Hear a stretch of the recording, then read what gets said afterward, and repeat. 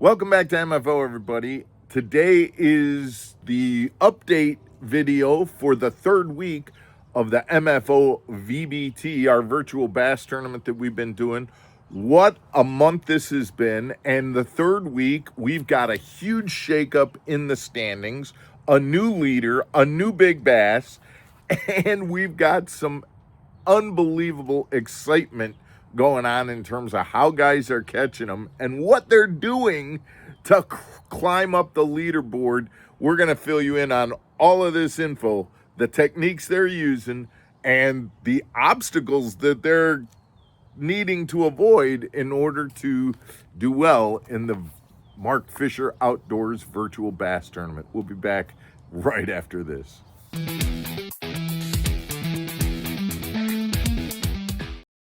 Welcome back to Mark Fisher Outdoors, everybody. I'm Mark Fisher. So this is the third update that we are giving you. We're going to do one more update next week, probably around Tuesday, before we kind of put it into, okay, you got like 4 more days until the end of the month, and that's it. So we'll do one more update to give you standings of where everybody is. Things are really shaking out. We got 13 guys that have entered fish in. I'm going to tell you all about it, but I do want to take this minute real quick to thank 2JS Industries, who is donating the first place prize, that $125 gift certificate to Tackle Warehouse. I'd like to also thank Core Tackle, who's donating our second place prize package, a bunch of Core Tackle lures and baits.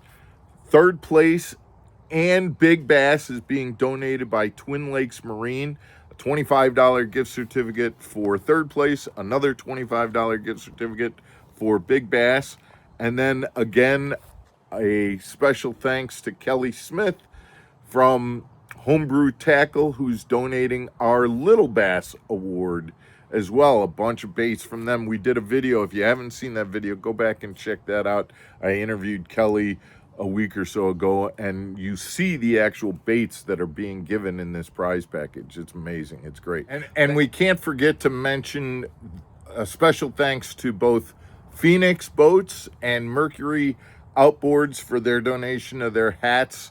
Remember, every person who participated in the virtual bass tournament is getting their choice of a Phoenix boat hat or a Mercury hat, in addition to any of the other prizes. So thank you to all of those great sponsors for supporting the Mark Fisher Outdoors Virtual Bass Tournament. We're having a lot of fun. I can tell that the guys are having a lot of fun. Let's get to some of the info about what's been going on. All right. So this guy is the hardest working man in the VBT.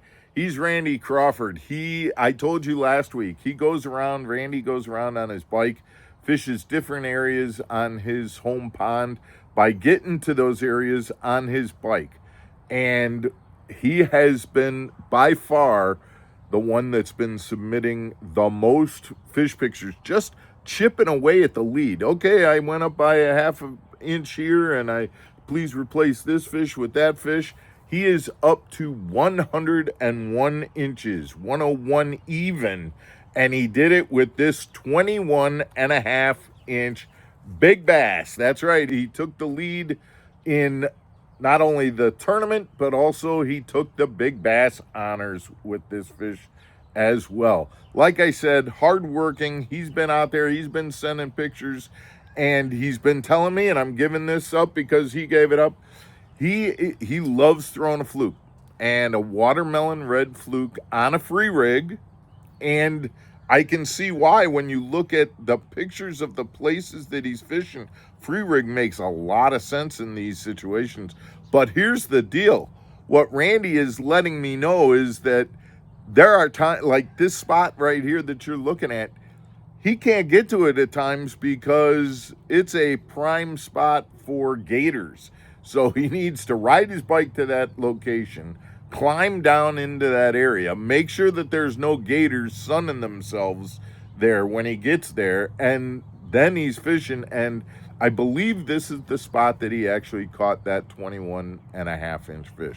So new leader, Randy Crawford, and he takes the lead, moves up from third place where he was last week up to first place, which drops our leader from last week down to second place. Mark Niles, currently 98.25 or 98 and a quarter. Mark has not added any fish this week, so he's got the same weight that he had last week, drops him down to second place. And Tim Shiver has added a fish, so he did upgrade, but he's still in third place with 93 and a half. Tim Barthol, interesting, again, an interesting story here with Tim. Tim upgraded, he added a couple of inches, so he's now at 82 and a quarter, but he culled one of his bigger fish. He did not cull the 6 and a quarter small fish. So Tim is sitting in fourth place, just 11 inches behind Tim Shiver in third, but Tim Barthel has a small bass that's 6 and a quarter. He's hanging on to that little fish award, and that strategy is going into the final week and 4 days. We'll see if he keeps that up, or does he cull that little fish and try and take third place away from Tim Shiver. We've got a brand new angler who just made it to the leaderboard, Richard Majewski. He sent in 5 fish pictures this week, put him on the board for the first time. He's got 79 and a quarter inches with his 5 fish. Richard had not been on the board, and then all of a sudden we got 5 pictures, and he's right up there in 5th place. Richard's 5 fish brought Lee DeBloon down to 6th place. He actually drops a spot, and then Kelly Smith, who also added 5. Kelly is the angler from California who operates Homebrew Tackle, who's donating the small fish prize. Kelly got his 5 fish in, and he jumps in with 68 and 3/4 inches. So he's into 7th place now. We have Leanne Hernandez, who has not added a fish this week, so she is currently in 8th place. Mike Giordani has not added a fish this week, so he's now in 9th place with 67 and a half. Mike Gandy is now in 10th place with 44.75. Warren Payne added a fish. He had 2, now he's got 3. He jumps to 11th place ahead of a couple of other anglers. We've got Bill Felton still with 2 fish at 12th place, and Jeff Anderson with 2 fish in 13th place with 34 inches. I'm going to put the entire standings on the screen here so you can take a look at it.